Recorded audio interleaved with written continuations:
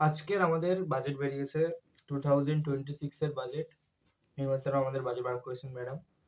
এবার কিছু কিছু পয়েন্ট এখানে ভালো আছে, কিছু কিছু জায়গায় খারাপ আছে। আমি সম্পূর্ণ ডেটা বার করে রেখেছি, দেখতে পাচ্ছ তোমরা। ঠিক আছে, এখানে এখানে কিছু স্টকস আমি বলে দেবো, যে প্রেডিকশন আমি করে দেবো। আর আমি কিছু স্টক বলে দেবো যেগুলো আপসাইডে যাবে, সেগুলো বলে দেবো হালকা হালকা। ফার্স্টে তোমরা ব্যাপারগুলো বুঝে দিই। তো শুরু করছি আজকের বাজেটের মেন যে ব্যাপারটা, মেন সবচেয়ে যেটা ক্রেজি যে ব্যাপারটা আছে, সেটা হলো ফিউচারে ডেরিভেটিভ ট্রেডিং এর উপর।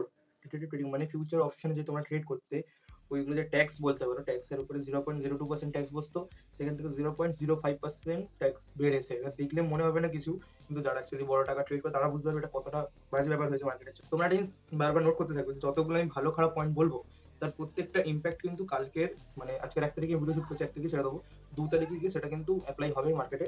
এবার তুমি দেখো, যদি খারাপ সমস্ত বাজেটের যে আজকে মোটামুটি খারাপ বলতে পারো বাজেটটা এসছে, কিছু জায়গায় ভালো এসছে, কিন্তু স্টক মার্কেট যেহেতু ব্রোকারদের জন্য খুবই বাজে, কারণ বলে দিচ্ছি আমি, যার কারণে কালকে হয়তো এটা ইম্প্যাক্ট করতে পারে, বাজে দিকে মার্কেটে ইম্প্যাক্ট করতে পারে। ঠিক আছে, তারপরে মেন ব্যাপার হচ্ছে তোমার ইনভেস্টমেন্ট লিমিট। আগে আপনার ইনভেস্টমেন্ট লিমিট ছিল 5%, যেটা এখন বেড়ে হয়েছে 10%। ঠিক আছে, তারপরে আরেকটা আছে ম্যাটের উপরে 15 থেকে 14%। এটা আর রেলওয়ের জন্য একটা খুব ভালো ব্যাপার ঘটেছে, যে এটা বুস্ট হতে পারে। ঠিক আছে, আর যারা নতুন এন্টারপ্রেনার আছো বা বিজনেসম্যান আছো, তাদের জন্য একটা ভালো খবর এসেছে, যে এমএসএমই ছিল, তার গ্রোথটা খুব ভালো বুস্ট হতে পারে। তার জন্য 10,000 কোটি টাকার স্যাংশন করে 10,000 কোটি টাকার বাজেট দিয়েছে আমাদের গভর্নমেন্ট। এটা খুব ভালো ব্যাপার। যেমন রেলওয়ের ব্যাপার দিক থেকে খুব ভালো হয়েছে, তাদের একটা বাজেট দিয়েছে, এগুলো করে একটা ভালো ব্যাপার হয়েছে। আর আপনার ম্যাট যেটা ছিল ওটা তো বললাম, ট্যাক্স ট্রিটমেন্টও ঠিকঠাক আছে আমার মোটামুটি। যে যে স্টকগুলো বাড়তে কমবে বাড়ে আমি বলে দিচ্ছি প্রথম থেকে।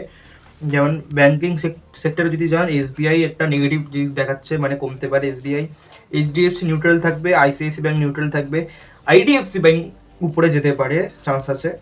ঠিক আছে, তারপরে যদি ইনফরমেশন টেকনোলজি বলি, টিসিএস হালকা হলে বাড়তে পারে, ইনফোসিস বাড়তে পারে, উইপ্রো বাড়তে পারে, নিউ ওয়েব বাড়তে পারে, এসসিএল বাড়তে পারে। তো কোনো কিছু যে আমি কোথাও দিয়ে জেনে বলছি বা আমি পুরো নিজে রিসার্চ করা, কেন আমার খাতা দেখতে পারো, সেই হিসাবে তোমাদেরকে বলছি। এবার আসি হেলথ কেয়ারে আমরা সবাই জানি খুবই ভালো ব্যাপার হয়েছে। হেলথ কেয়ারে আমাদের যে মাদার অফ অল ডিজ ইউরোপের সাথে হয়েছে, সেটার জন্য একটা ভালো ইম্প্যাক্ট পড়বে হেলথের উপরে, কারণ যত ট্যাক্স ছিল ওটাতে 0 থেকে দাঁড়িয়েছে হেলথ কেয়ারে। তাই তুমি সানফার্মা বলো, max health care, Apollo hospitals, beacon, Divi's lab, সমস্ত কিছু কিন্তু এটা বাড়ার একটা চান্স থাকছে। আর হ্যাঁ, যেটা মেন ব্যাপার, সিলভার আর গোল্ড, অনেক কিন্তু সিলভার গোল্ড বাড়ছে, সবাই বলছে কেন আগে ইনভেস্ট করে নিই বা সামথিং। আমি এখন দাঁড়িয়ে বলবো, যদি তোমরা ওতে ইনভেস্ট করতে চাও সিলভার, কিছুটা দিন ওয়েট করে যাও, 1 সপ্তাহ 2 সপ্তাহ করে যাও, কারণ আমি এটা শিওরিটি দিচ্ছি যে সিলভার এবার ক্র্যাশ করবে, অন্তত 1-2 দিন ক্র্যাশ করে যাবে, ফের উঠবে। দেখো সিলভার আর গোল্ড এখন যা যা ডিমান্ড অল টাইম আছে, কিন্তু যেহেতু ম্যানিকুলেটার আছে সব বড় বড় মার্কেট, যারা খেলোয়াড় আছে, এবার তুমি যদি ওখানটায় এখন বাই করো, এখন সবাই বাই করছে, যার জন্য সিলভার আর গোল্ড উপরে যাচ্ছে। সবসময় এটা মাথায় রাখবে, যদি কিছু উপরে যায় মানে সেটা নিচে নামবে, আর যদি নিচে যায় পড়ে যাবে। যদি ডিমান্ড থাকে তাহলে এটা হবে, নাহলে যে নিচে যাতে একদমই নিচে চলে যাবে।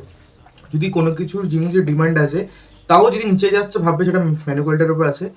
সিলভারের এতদিন ডিমান্ড ছিল তাই উপরে এসছে, কিন্তু এখন ডিমান্ড নেই তারপরে উপরে আসছে, মানে এটা ম্যানুকুলেটার দ্বারা উপরিত হচ্ছে, এটা আমি ড্যাম শিওর। এবার এই সেম লেভেলে একবার, মানে যেখান থেকে অপারেটার ধরেছে ওখানে একবার নামবে, সিলভার আর গোল্ডে আমার তরফ থেকে সাজেশন, আমি এটা কোনো বলবো না যে তোমরা কেন না, কিন্তু পুরোটাই তোমার ব্যক্তিগত ব্যাপার, যে এখন স্টপ করে যেতে 1-2 সপ্তাহ কি 1 মাস ওয়েট করে নিতে, তারপরে দেখতে যে এই লেভেলটা একটা আসে, ঠিক আছে, আসলে তারপরে তোমরা কিনতে পারো। তো এখান থেকে বাদ দিই, এবার আছে ইনফ্রাস্ট্রাকচার বা ক্যাপিটাল গুডসে। ঠিক আছে, এখানে কয়েকটা জিনিস খুব ভালো যেতে পারে, যেমন টার্বো বলো, ল্যাটসন টার্বো, ওটা ভালো যেতে পারে। আদানি পোর্টসের একটা ব্যাপার হয়েছে, সেটা আমি পরে বলছি, যেটার জন্য ওটা ডাউন হতে পারে। ঠিক আছে, তারপর siemens India, KC international, ABB India, এগুলো ঠিকঠাক মতো বাড়বে। তারপরে আপনার হচ্ছে এনার্জি নিউ বিল, ঠিক আছে, এনার্জি যে ব্যাপারে, যেমন রিলায়েন্স ইন্ডিয়া, এটা একটু কমতে পারে আমার মতে, কারণ খবরটা থেকে বলছি আমি। এনটিপিসিটা বাড়তে পারে, যেটাকে আমি শিওর মনে হয়। ওএনজিসিটা আমি নিউট্রাল থাকছি, কারণ এটা খুব একটা নিউজ ফিউজ আসেনি, ঠিক আছে, খুব একটা ইনফরমেশন মার্কেটে অ্যাভেলেবেল নেই। তারপরে আছে তোমার আদানি গ্রিন, এটা বাড়ার সম্ভাবনা দেখাচ্ছে। তারপরে টাটা পাওয়ার, এটা তো বাড়বেই, এটা টাইম শিওর, বড় কোম্পানি প্রথম থেকেই আছে, তারপরে অনেকগুলো ডিল করেছে, যার কারণে এটা বাড়তে পারে। আর এবার আসছে আমাদের ডিফেন্স সেক্টরে ভালো ডিল হয়েছে, আমরা সবাই জানি, রাশিয়া বলো এর থেকে, তা বলো যে বাজেটের সাথে লিঙ্ক নেই, তাও আমি বলে দিচ্ছি, কারণ প্রেডিকশন করছি যেহেতু। যেমন ফার্স্টে যে স্টকটা খুব বড় ভালো স্টক, যারা আমাদের প্রাইভেট জেট বানায়, যারা এইচএএল, ঠিক আছে, HAL, আমি এখানে ছবি টবি থাকবে, কোনো সমস্যা নেই, HAL, ভারত ইলেকট্রনিক্স, ঠিক আছে। এবার স্পেস প্রোগ্রামে বলি, স্পেস প্রোগ্রামে যেহেতু ইসরোর রিসেন্টলি একটা PSLV ছিল, যেটা রিস্টোর হয়ে গেছে, ট্রাস্ট কমছে হালকা, মনে হয় অ্যারোনটিক্সের দিক থেকে একটু ডাউনফল আসতে পারে। এটা হলো মেন অ্যানালাইসিস, যে কোনটা কি বাড়তে না পারে আমি সমস্ত বলে দিলাম। ঠিক আছে, বাজেটটা পুরোপুরি অ্যানালাইজ করিনি আমি, জাস্ট একটা প্রেডিকশন দিয়ে দিয়েছি। এখানে যে কয়েকটা স্টকস আমি বলে দিই যেগুলো হয়তো খুব হয়তো বাড়তে পারে, যেরকম ব্যাংকিং সেক্টর। ব্যাংকিং সেক্টরটা তোমরা দেখতে পারো, ব্যাংক সেক্টরে কিন্তু একটা ভালো দিক আছে, যেমন এসবিআই বা আইডিএফসি, এইটা। তারপরে তোমার আছে ইনফরমেশন টেকনোলজি। হ্যাঁ, আর একটা যেটা থাকছে তোমাদের সাথে, ব্রোকার্স, মানে এই যে এঞ্জেল ওয়ান বলো, গ্রোভার, এদের যে স্টক আছে বা ইটিএফ আছে, আমি ড্যাম শোক বলছি এগুলো তুমি সেল হিসাবে নিতে পারো, কালকে সেল ট্রেড নিতে পারো। আর যারা তাছাড়া কোনোভাবে বাই ট্রেড নেওয়া যাবে না, বা সেটা কিনে রাখা যাবেই না। যদি করতে হয় তোমরা ইটিএফ সেল করতে পারো, ওখানে যে নর্মালি ইন্টারডেতে সেল করতে পারো, কারণ ওদের বড় একটা ধাক্কা লেগেছে। কারণ এখনকার যেমন সমস্ত ট্রেডাররাই কী করে, অপশন ট্রেডিং করে, যার কারণে তাদের টাকা আসে। এবার তাদের টাকার সোর্সটা একটু হলেও কমবে। আমাদের লেভেলে কিছু মনে হচ্ছে না, কিন্তু যারা 10 লাখ 20 লাখ 1 কোটি 30 কোটি দিয়ে করে, তাদের কাছে ওটা অনেক বড় ব্যাপার, ভালো টাকা ইনকাম করে, সেই কারণে ওখানে কমতে পারে একটা ব্যাপার। এবার যেটা আমরা আসি সেটা হলো ব্যাংক নিফটিতে কী হতে পারে।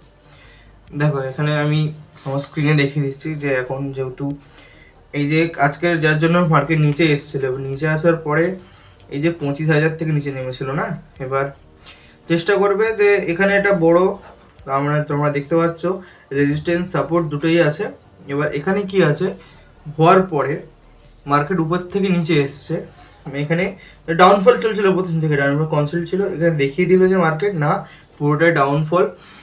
যদি কালকে, আমি বলবো কালকে ট্রেড নিও না, মানে অপশন ট্রেডিংয়ে ট্রেড নিও না। যদি নাও ওয়েট করবে, যদি এটা ঘুরে ফের 25,000-এর উপরে আসে, ফের ওখানে একটা সেলে ট্রেড নিতে পারো। বাইয়ের ট্রেড আমি একদম না বলছি, কোনোভাবে নেওয়া যাবে না। তো তুমি সেলে ট্রেড নিতে পারো, এটা ভালো পজিশন আছে। ঠিক আছে, যদি এরকম ভিডিও তোমরা দেখতে চাও বা আরও আমার সাথে জুড়ে থাকতে চাও, আর নিচে আমাদের ব্রোকারের লিঙ্ক দেওয়া থাকবে, ওখানে তুমি অ্যাপ ডাউনলোড করতে পারো, ট্রেডিং করতে পারো, শুরু করতে পারো।